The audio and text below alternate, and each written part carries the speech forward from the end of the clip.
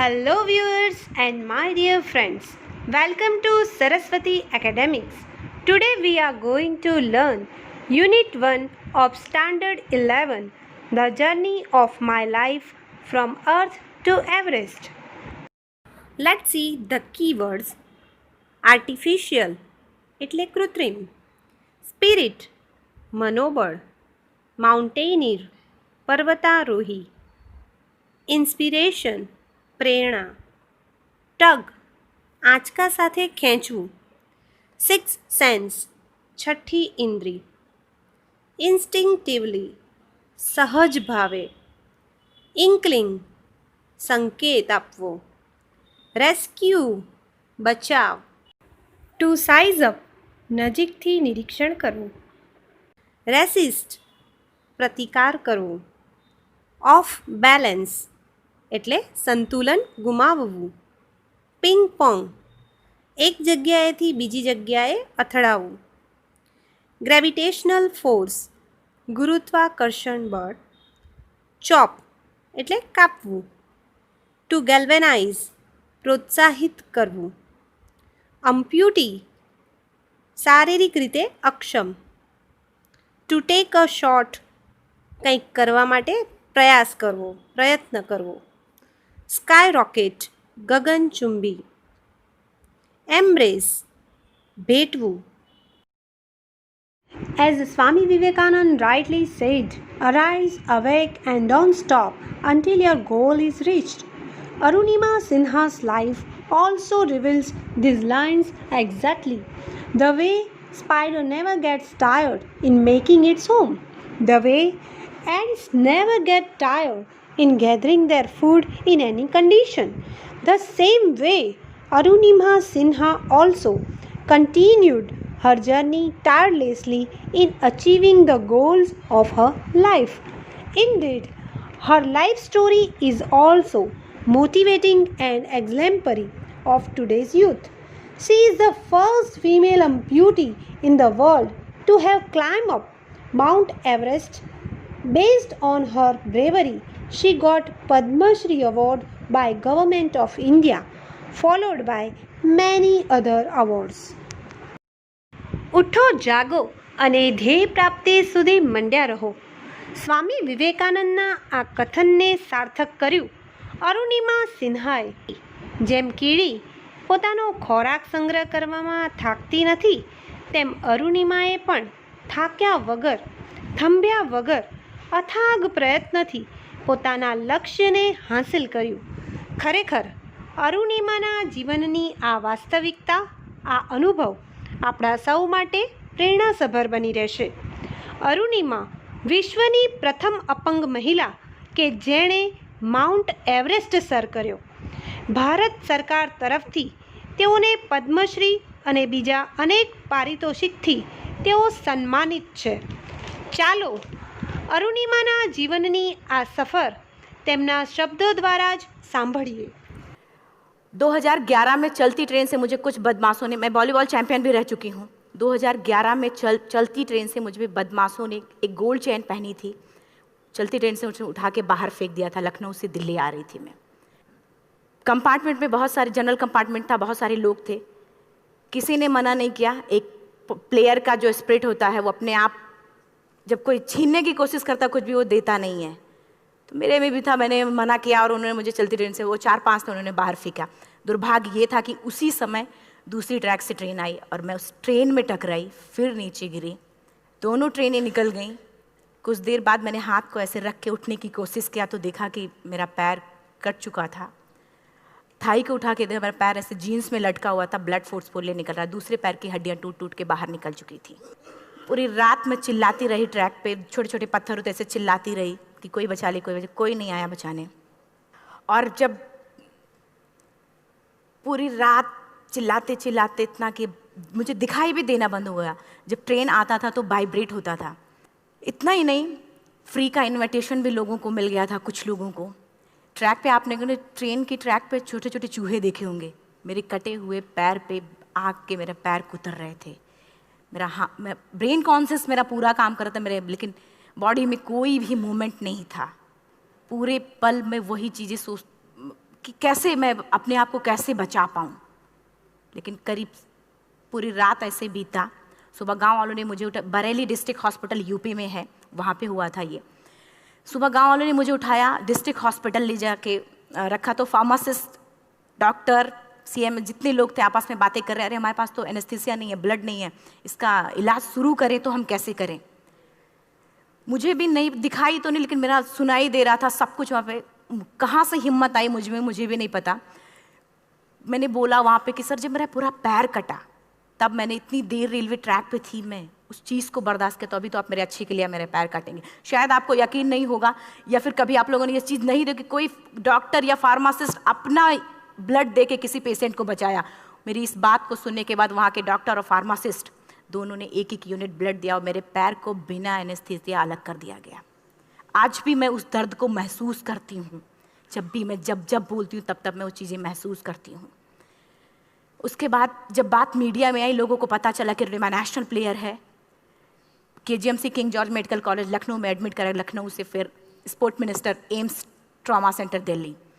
तब तक सब ठीक ठाक चल रहा था, प्लेयर होने की वजह से अच्छा ट्रीटमेंट मिलना शुरू हुआ। करीब 4 महीने मैं एम्स में रही। जिस लड़की का शरीर का एक अंग कट चुका, पूरी जिंदगी का पता नहीं कि व्हील चेयर है, बैसाखी या पता, यहाँ तक कि मेरे स्पाइन में 3 फ्रैक्चर था, मुझे ये भी नहीं पता था कि मैं बेड से उठ भी पाऊंगी कि नहीं। अंदाजा लगाया जा सकता, सिर्फ अंदाजा लगाया जा सकता है कि उसकी दिलो दिमाग पे क्या चल रहा होगा, उस परिवार की क्या स्थिति रही होगी जब जिस परिवार की एक यंग एज लड़की का इस तरीके का सिचुएशन हुआ हो। फिर भी कहते हैं कि जहाँ चाह होती वहाँ राह मिली जाती है। एम्स के हॉस्पिटल के बेड पे मैंने डिसाइड किया, क्योंकि अपनी बातें हम चिल्ला चिल्ला के करें, वो सिस्टम की इतनी हाई लेवल की बातें हो रही थी कि हम एक मध्यम वर्गीय फैमिली से थे, हम अपनी बातें चिल्ला चिल्ला के कह रहे थे, लेकिन कोई नहीं सुन रहा था। लेकिन कहते हैं मैंने अपने दिल, दिमाग, अंतरात्मा से ये चीज़ सोच लिया कि ठीक है, आज आपका दिन है, जितना चाहो बोल लो, एक दिन तो मेरा दिन आने वाला, मैं प्रूफ कर दूंगी कि मैं क्या हूँ, मैं क्या थी, ये मैं प्रूफ कर दूंगी। हॉस्पिटल के बेड पे डिसाइड किया वॉलीबॉल लाइफ का सबसे टफ गेम करना है, तब मैंने माउंटेनिंग चुना। जब मैंने माउंटेनिंग कहने और करने में बहुत फ़र्क होता है। जब मैंने माउंटेनिंग की बात सोची और लोगों के सामने, सबसे बड़ी चीज़ थी सही गाइडेंस में ट्रेनिंग लेना, दूसरा स्पॉन्सरशिप। इतना बड़ा एक साथ तो मैंने 40 से 50 लाख मैंने वाकई में कभी नहीं देखे थे पहले। मेरे लिए बहुत बड़ी चीज़ थी वो इकट्ठा कर पाना। जब मैंने लोगों के सामने रखा कि मैं माउंटेनिंग करना चाहती हूँ, एवरेस्ट के लिए मुझे ट्राई करना है, हर किसी ने मुझे बोला कि क्या है, पागल हो चुकी हो क्या, तुम्हारा दिमाग खराब हो चुका, तुम कभी नहीं कर सकती माउंटेनिंग। एक पैर आर्टिफिशियल है, दूसरे में रॉड है, और तुम्हारा दिमाग खराब है, स्पाइन में भी फ्रैक्चर है, तुम पागल होगे, चुपचाप कोई नौकरी करो, जीवन यापन करो। क्योंकि लोगों का सबसे बड़ा प्रॉब्लम ये होता, लोग फिजिकल देखते, पैरों को मेरी अंतरात्मा में क्या चल रहा था वो तो किसी को पता ही नहीं था। मुझे लगता है कि आज यहाँ पे मैं भी सुबह से देख रही हूँ, इतने अच्छी चीज़ें मैंने सीखी यहाँ पे। बहुत बड़े बड़े स्पीकर को शायद आप लोगों ने भी सुना, आज मैं भी आपको यहाँ पे कि चाहे जितना मोटिवेट करूँ, चाहे जितना चीज़ें मैं बताऊँ, लेकिन मुझे लगता है सबसे बड़ा मोटिवेटर कौन होता, आप खुद। जिस दिन किसी भी लक्ष्य के प्रति आपकी अंतरात्मा जाग गई, आपको कोई नहीं रोक सकता उस लक्ष्य को पाने में। ये मैं किताब से बातें नहीं बोल रही हूँ, ये मैं एक एक पल मैंने वो, ये मैं कोई भी किताब की बातें नहीं, एक एक पल आज जो मेरा 26 साल का एक्सपीरियंस है वो मैं बता रही हूँ सिर्फ आपको। उसके बाद किसी तरीके से मैनेज किया मैंने। भाई साहब, मेरा परिवार मेरा बैकबोन था। परिवार ने मुझे, भाई साहब ने मुझे कहा कि मैडम बछेंद्री पाल जिन्होंने 1984 में एवरेस्ट समिट किया, उनसे मिलते हैं, वो ज़रूर कुछ ना कुछ करेंगे। हॉस्पिटल से निकलने के बाद मेरे राइट लेग में स्टिचेस लगी थी। मैंने डायरेक्टली घर जाने की बजाय, जब लोग ये सोचते हैं कि मुझे अपना जीवन यापन कैसे करना है, जब लोग ये सोचते हैं कि मुझे अपनी ज़िंदगी के, मेरे दिमाग में सिर्फ 2 चीज़ें चल रही थी, मुझे इनका जवाब कैसे देना है और एवरेस्ट समिट कैसे करना है।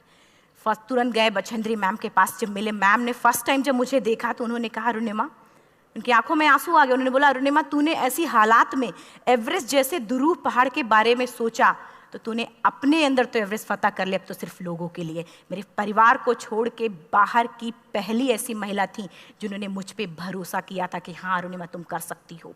मेरे लिए वही बहुत बड़ी चीज़ थी। प्लानिंग भी कर ली, मैम भी मिल गई, सब हो गया। लेकिन जब उतरते हैं फील्ड में तब पता चलता कि हम क्या हैं। रोड हेड से मैं पहुंच गई। मैडम ने कहा कि ठीक है, तुम्हारे कहने तुम्हारे सोचने से कुछ नहीं होगा अरुणिमा, प्रूफ करो कि कर सकती हो। मैंने कहा बस एक मौका चाहिए मुझे।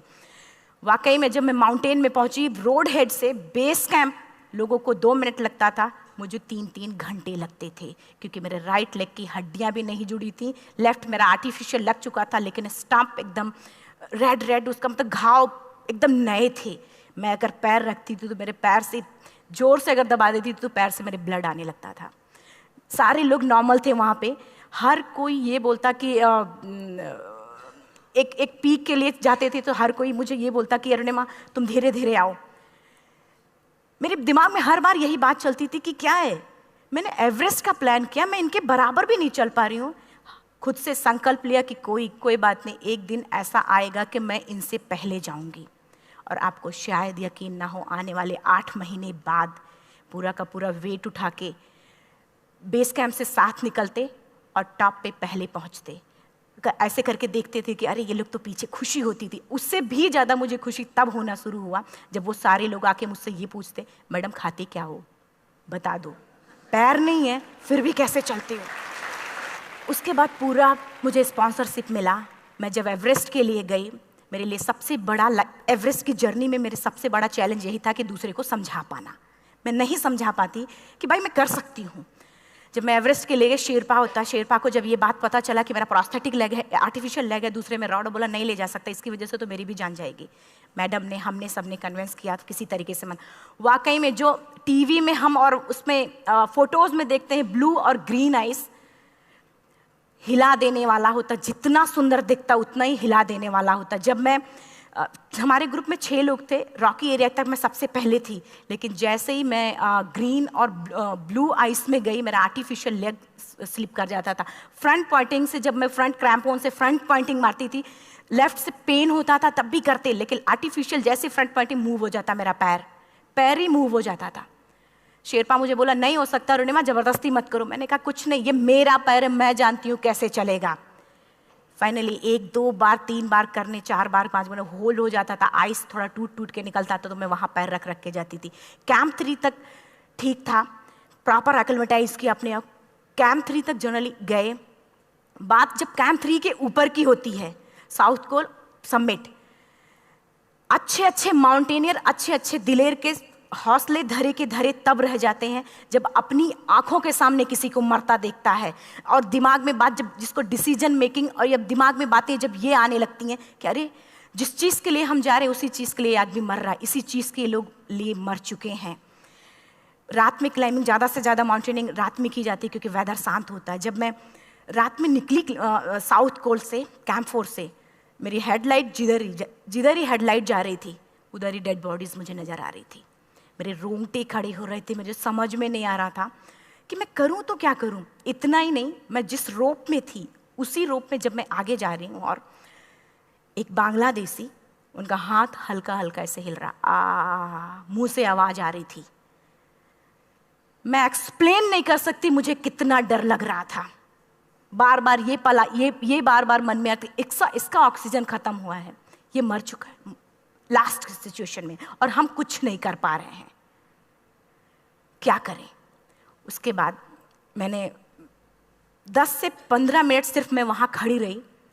मैंने सिर्फ इतना बोला कि अगर आप सभी में से सभी ने एवरेस्ट सबमिट कर लिया तब तो ठीक है, अगर नहीं सबमिट किया है मैं सबके लिए एवरेस्ट सबमिट करूँगी और जिंदा वापस जाऊँगी। क्योंकि जैसा हम सोचते हैं हमारी बॉडी उसी तरीके से जनरेट करना शुरू करती है। मैंने डेड बॉडी, क्योंकि जा ही नहीं सकते थे किनारे से, उसी रोप में वो एंकर है, डेड बॉडी को लांगी और लांग के जाना शुरू किया। हिलेरी स्टेप साउथ समिट के करीब जब मैं खुद पहुंची, मेरे शेरपा ने एक जोर से झटका मुझे दिया कि अरुणिमा वापस चलो, तुम्हारा ऑक्सीजन खत्म हो रहा है। हिलेरी स्टेप के बाद एवरेस्ट समिट है, थोड़ा चलने के बाद एवरेस्ट समिट है। अगर कोई आपसे ये बोले, आप अपने टारगेट के इतने करीब हो, अगर कोई आपसे ये बोले कि अरुणिमा वापस चलो, कैसा लगता है? मैंने भी यही बोला, सर क्या बोल रहे हो आप, मैं नहीं जाऊंगी वापस। बोला अरुणिमा जिंदगी रही, दोबारा ट्राई करना और एवरेस्ट समिट हो जाएगा दोबारा तुम्हारा। मैंने कहा नहीं, ये आप जिंदगी में गोल्ड चांस बार बार नहीं आते, लाइफ में कभी कभी आता है, ये आपके ऊपर आता, आप उसको पकड़ के रखते हो या फिर छोड़ देते हो। मैं अपना गोल्ड चांस कभी नहीं, क्योंकि मैं जानती थी मुझे स्पॉन्सरशिप बहुत मुश्किल से मिला, एक बार अगर मैं छोड़ देती दोबारा मुझे कभी नहीं मिलता। मैं बहुत अच्छी तरीके से जानती थी। मेरा फाइनली मुझे बछेंद्री मैम ने भी एक बार बात समझाई थी, मेरी माँ ने मुझे एक बात बताया था कि लाइफ में कभी कभी सिचुएशन ऐसी आती है जब सिर्फ आप अकेले होते हो, डिसीजन सिर्फ आपको लेना होता है। जहाँ पे भी होना, खड़े होकर हल्का सा पीछे मुड़कर देखना और ये सोचना कि आप एक एक कदम चल के यहाँ तक पहुँचे हो। सिर्फ अपना एक कदम आगे बढ़ाना, तुम देखना कुछ देर बाद तुम टॉप पे होगी। मेरे दिमाग में उनकी बातें वीडियो की तरह चल रही थी और सिर्फ एवरेस्ट का टॉप चल रहा था। मैंने शेरपा को पहले कन्विंस करने की कोशिश की कि भाई चल, कुछ नहीं होगा भाई चल। फाइनली जब वो नहीं माना, मैंने एक कदम आगे बढ़ाया, डिसीजन लिया कि नहीं, जाना ही जाना है। आगे बढ़े। करीब 1 से 1.5 घंटे बाद मैं टॉप पे थी। और इतना ही नहीं, आज भी मैं जितनी बार बोलती हूँ उतनी बार मैं महसूस करती हूँ, मेरे रोंगटे खड़े हो जाते हैं। मेरा दोनों हाथ ऊपर करके जोर जोर चिल्लाने का मन कर रहा, कितनी जोर से चिल्लाऊं, इतनी जोर से चिल्लाऊं कि सबको बता दूं कि आज मैं टॉप ऑफ द वर्ल्ड पे हूं।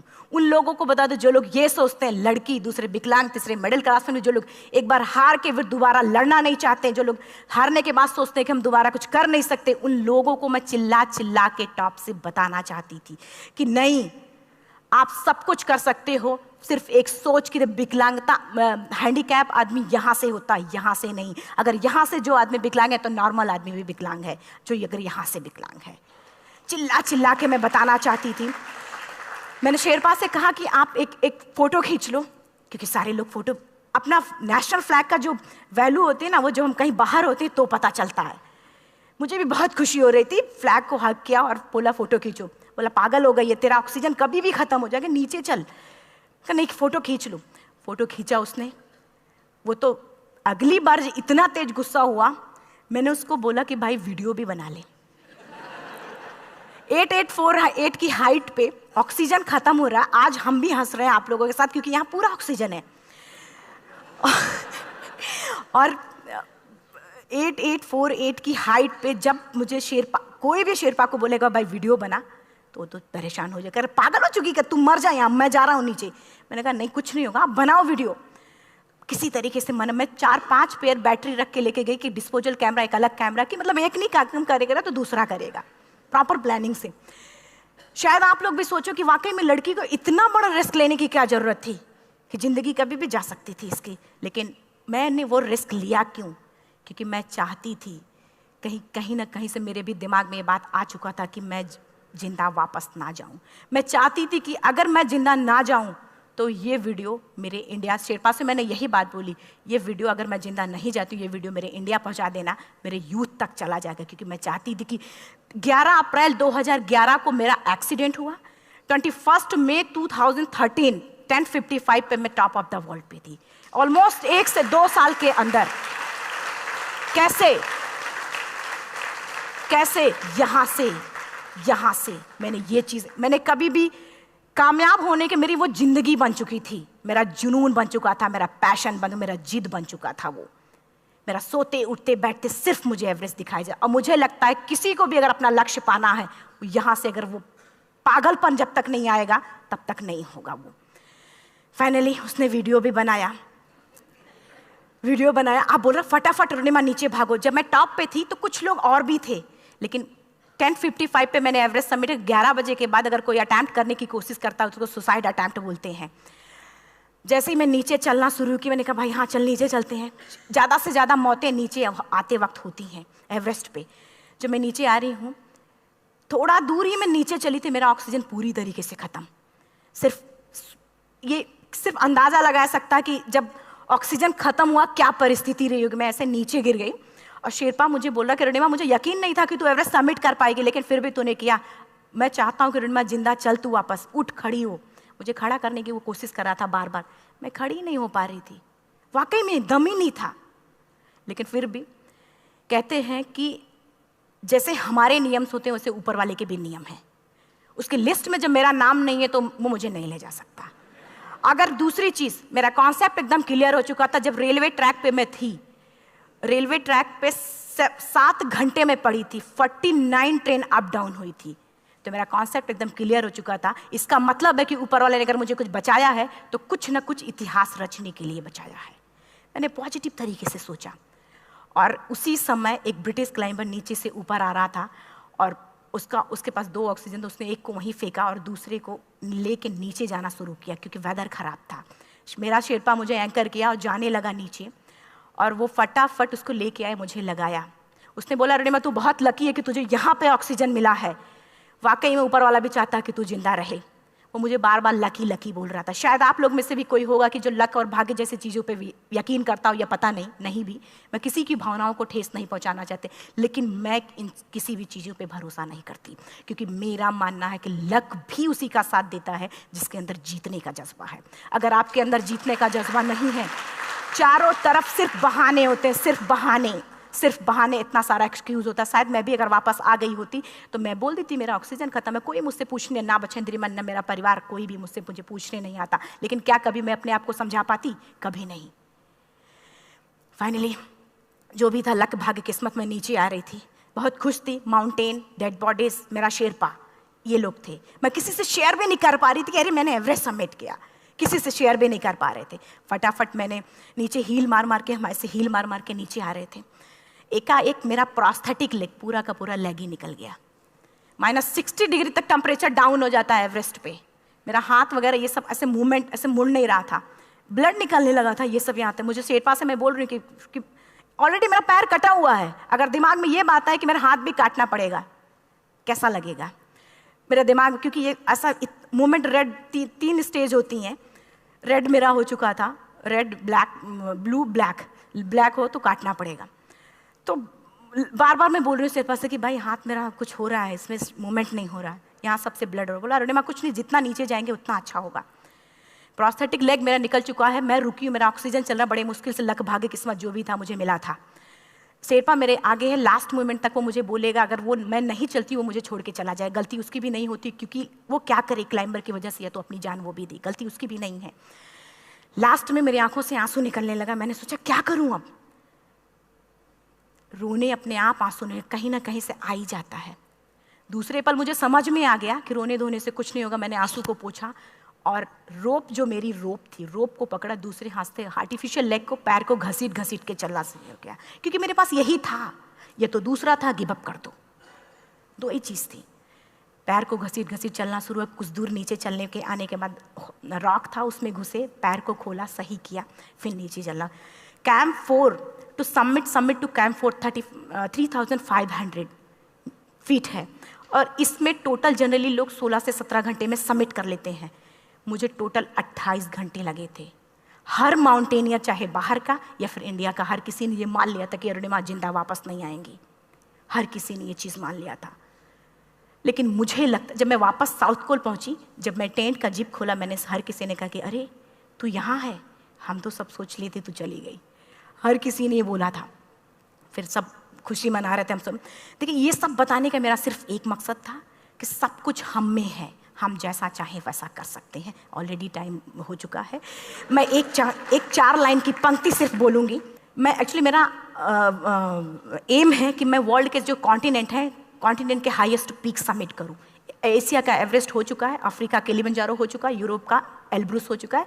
23 नवंबर को मैं जा रही हूँ ऑस्ट्रेलिया हाईएस्ट पीक के लिए। बस आप लोगों की गुड विशेस चाहिए। Let's see the exercise. Answer the following questions in your own sentences. Next exercise is about nearest meaning. Find and write the nearest meaning.